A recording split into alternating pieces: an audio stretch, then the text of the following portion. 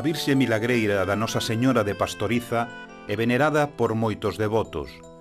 En datas moi sinaladas, a Virxen é levada por un camiño que conduce dende o santuario ao Monte do Cruceiro, onde hai unha imaxe, o berce da Virxe e un montón de pedras.